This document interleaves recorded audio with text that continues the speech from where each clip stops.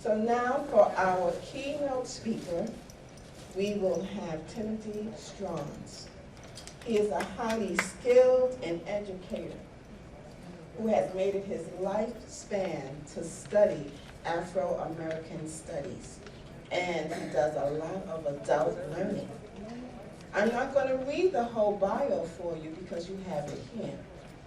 But we are going to have an experience that you will never forget. Here is someone who has visited all of the 11 southern states. Some states that I really don't ever want to go to. So I commend you. And he has vast amounts of degrees. He has his bachelor's in sociology from Hunter College, which he minored in Black studies and Puerto Rican studies.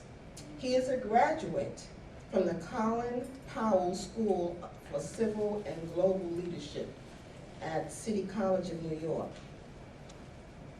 He is also he works currently at The Door. And during Black History Month, he sends out listings of media and emails to all those so they can really understand what Black history is really all about. He has been a curator for Black History Month for many months. I'm so looking forward to hearing you bring forth our very first message on Black excellence during this Juneteenth. So without further ado, I bring to you Mr. Timothy Shands. Thank you.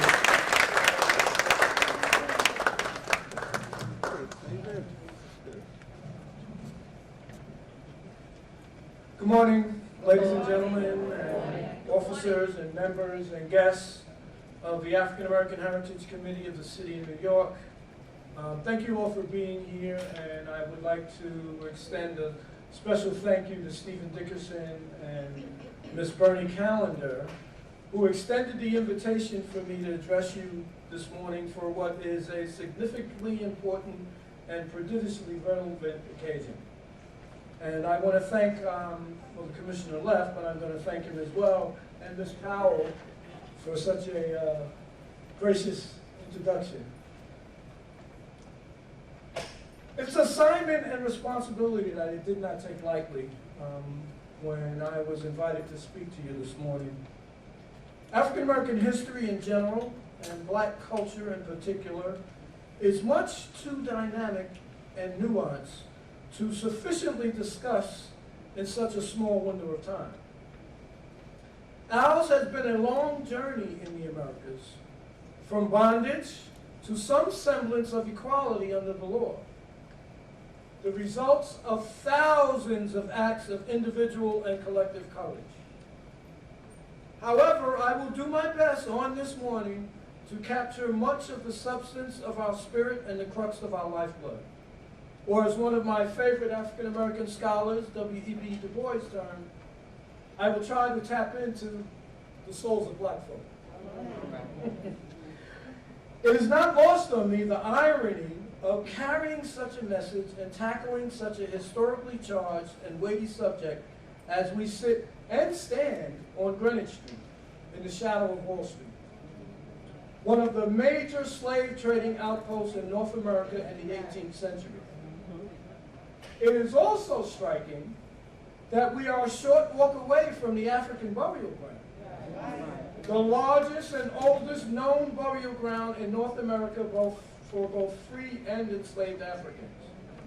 When I reflect on the spirit and essence of Juneteenth, I cannot help but think of such things and such places. I'm not only honored, but truly humbled to be asked to speak on such a significant and evocative topic, the excellence of Black culture and freedom as it relates to Juneteenth. However, I must admit to being a bit troubled. Troubled that political winds and a social climate in transition has probably given hundreds of thousands of individuals from all walks of life, from all around the country, a day off this coming Monday in celebration of a holiday they know little, if anything, about. You and I may know that it's American history, but then again, when did that really matter? I can't help but wonder how many care to know its true meaning and significance to the African American community.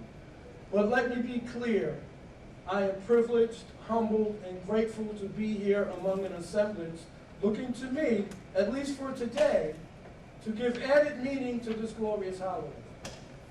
The understanding and excitement surrounding Juneteenth is growing exponentially, and I am heartened by this development. After all, it is a day of exuberance, pride, and remembrance. On June 17, 2021, President Biden signed into law making Juneteenth a federal holiday, and more recently, New York City Mayor Eric Adams officially designated Juneteenth as a paid city holiday for the first time in New York City history.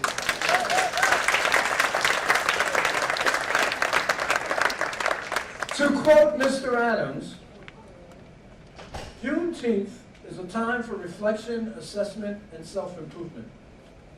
People across the country of all races, nationalities, and religions unite on this day to truthfully acknowledge the stain of slavery and celebrate the countless contributions of Black Americans.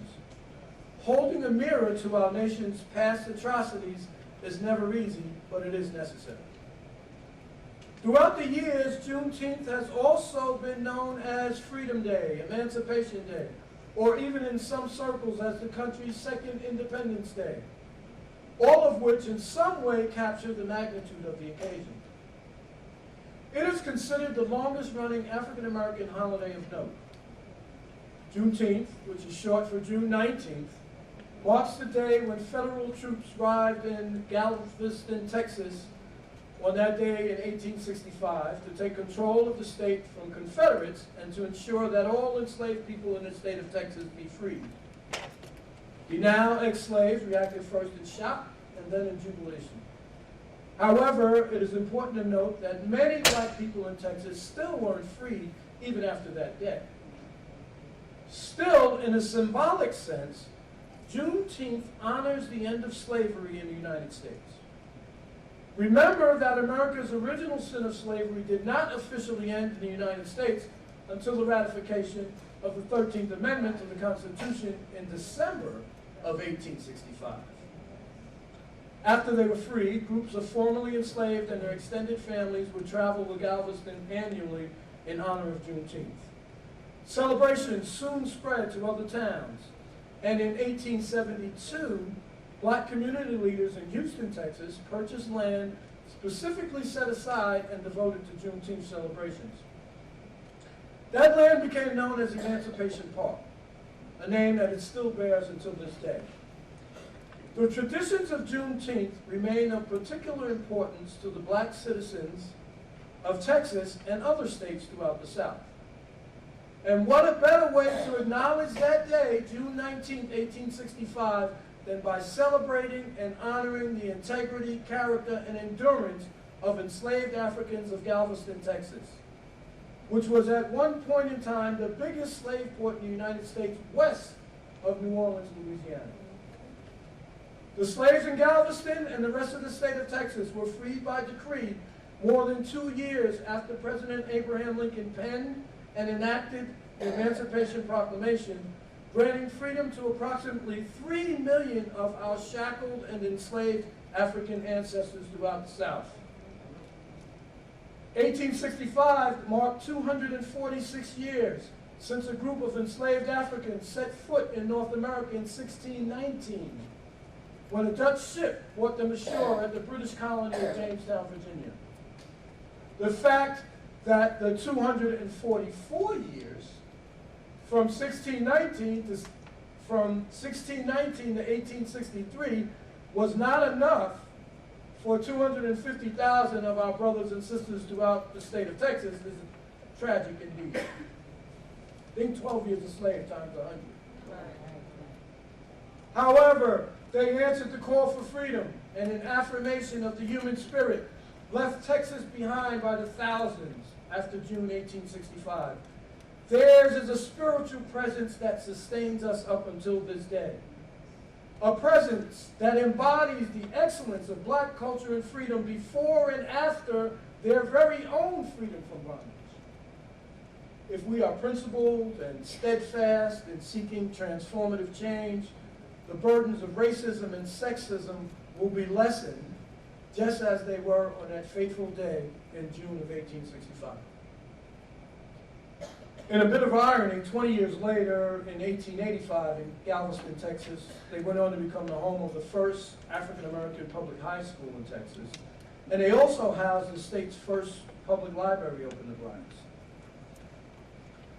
We are here today to commemorate African-American freedom and to emphasize the countless contributions to the American story of blacks from all walks of life. And in doing so, it is my hope that we can all find some inspiration today, some stimulus, and/or motivation to contribute in our own personal way to an affirmation of humanity, to contribute to the continued struggle for racial and social justice and equality for all. This day is about the empowerment and hopefulness exemplified in a long history of resilience and fortitude. When we explore the journey of the African American experience, we find it to be bursting with stories that consistently illuminate potency, strength, and vigor. The narrative of our history is rife with important leaders and events that impacted, shaped, and changed the American landscape. Through great sacrifice and a determined effort, African Americans have always found a way to flourish, despite the burdens of inequity and exclusion. Despite the yoke of racial discrimination, as a people, we have made significant and lasting contributions to American culture. We don't need Juneteenth to remind us of the pain and the sacrifice of those that came before us. But it is an opportunity to pay homage to those that gave so much of themselves, both willing and unwillingly, so that you and I can stand here in the shadow of their sacrifice and enjoy the fruits of democracy.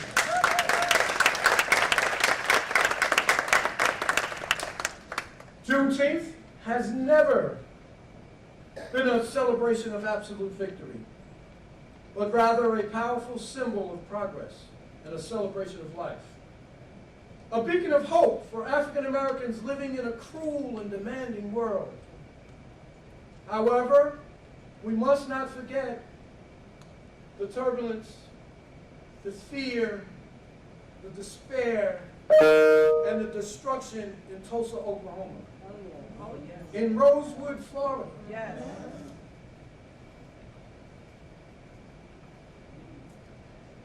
In Birmingham, Alabama. Yes. And in Orangeburg and Charleston, South Carolina.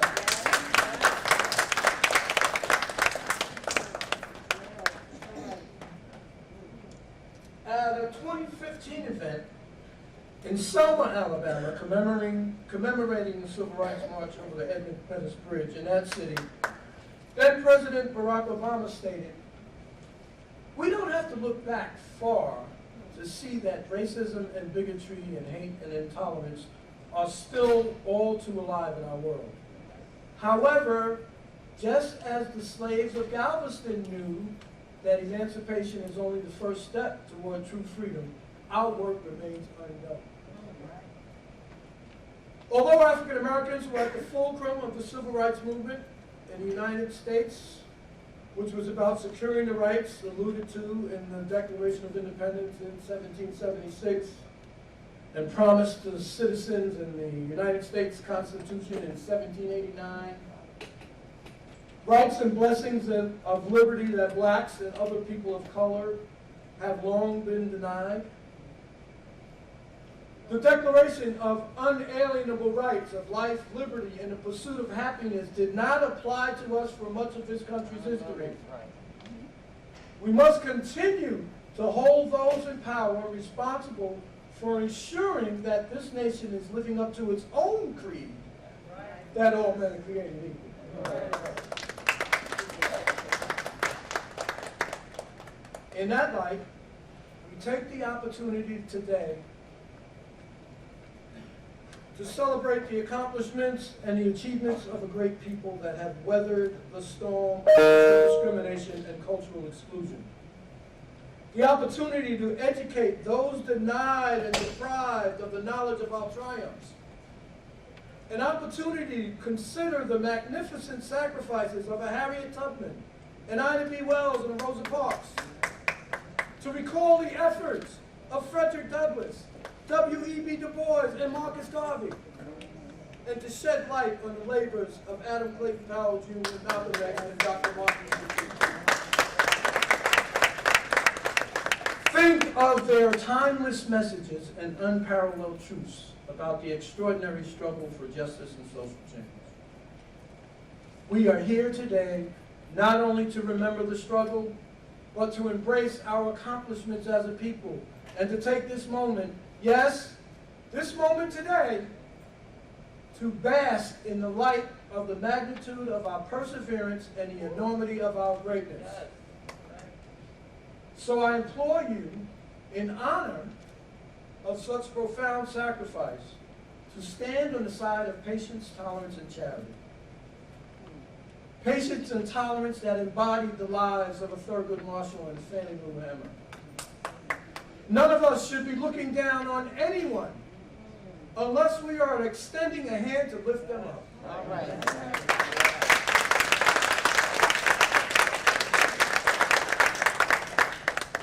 This is a celebration of all the future Barack Obamas and Michelle Obamas among us, and of all the graduates of the 107 historically black colleges and universities in the United States. All of the young black men and women that aspire to be the next Ketanji Brown Jackson, Stacey Abrams, Cory Booker, Viola Davis, or Raphael Warnock. Or maybe they will follow in the footsteps of musical giants and cultural icons like Michael Jackson, Tupac Shakur, and Jay-Z. Or successfully channel the athletic prowess of Tiger Woods, Venus and Serena Williams, LeBron James, or Muhammad Ali into significant cultural contributions. Or possibly the entrepreneurship of Madam C.J. Walker, Oprah Winfrey, Tyler Perry, Beyonce Knowles. Juneteenth reinforces the idea amongst us that all things are possible. Think of President Obama, President Barack Obama, General Colin Powell, Secretary of State Condoleezza Rice, Congressman John Lewis, and Vice President Kamala Harris. These are our shining examples of the heights in which our children and our children's children can aspire. There are too many transformative heroes of black history and culture to acknowledge here today, but we can stand proud in the affirmation of the collective potential for the greatness in us all. The models are endless, and their contributions to humanity will transcend all sense of time. I ask you not to succumb to the temptations of greed and avarice, or to partner with those seeking to take advantage of those among us that are less fortunate than others for their own social, economic, and political power. But to look instead to the examples of James Rucker or Kimberly Crenshaw and do for others without expecting something in return. Can we try to understand rather than placing such importance on being understood? If nothing else, the lesson of Juneteenth reminds us that if we are to continue to survive and flourish as a people, personal ambition and the chase for money, property, and prestige must fall in line behind the quest for social, racial, political, and economic equality.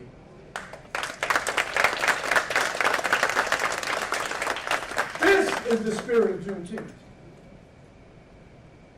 Freedom from all the politics of inertia, hopelessness, greed, and an insensitivity to racial justice.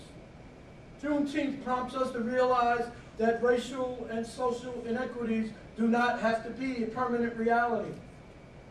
It affords us the opportunity to quantify black culture and excellence. It asks us to summon within our better selves the courage of Nat Turner, David Walker, and Sojourner Truth.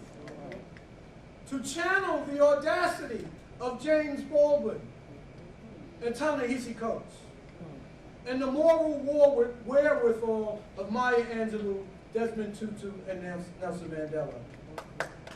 To seek the integrity of Marian Anderson and Jackie Robinson, and the intellect of Katherine Johnson, Benjamin Crump, and Henry Louis Gates. And to acknowledge the brilliance and political acumen of Andrew Young, Barbara Jordan, Shirley Chisholm, and Jesse Jackson. The aforementioned represent just a small sample of the greatness of a race of people that has overcome enormous social and economic barriers to serve as an example for other oppressed peoples throughout the world. Our survival is a testament to courage, commitment, and an insatiable passion for freedom and justice. Growth and transformation have been the watchwords of our existence. However, the need for continued cultural, social, and intellectual development and progress has never been greater. The historical journey of African Americans in the Western Hemisphere is fraught with disenchantment, oppression, frustration, and discontent. However, we can point to the lasting contributions of the black race to Western civilization as an enduring testimony to our strength and vitality as a people. That's right. In the face of centuries of economic exploitation and physical and mental oppression, we have still been able to claim significant contributions to the growth and development of the U.S. We can still point to a list of impactful influence around the globe in many fields of endeavor. Our legacy is littered with professional and personal triumphs in every realm of almost every enterprise. And on the eve of such an important milestone as Juneteenth, we acknowledge for our own self-esteem and sense of personal worth the true nature of this global influence.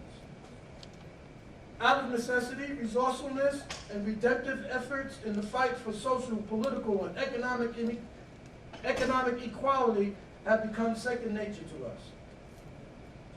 In light of this, we must be careful not to ignore Michelle Alexander when she speaks of the new Jim Crow.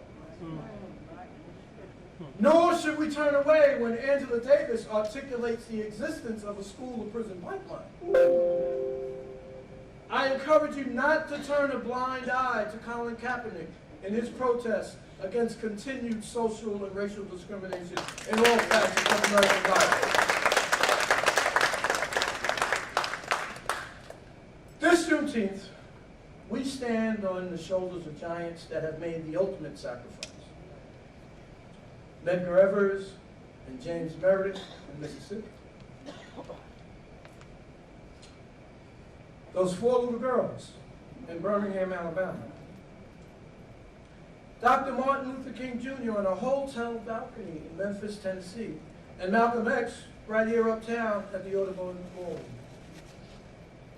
On that note, today inspiring and captivating individuals, the likes of Kendrick Lamar, Tarana Burks, the Bronx, New York activist that started the Me Too movement,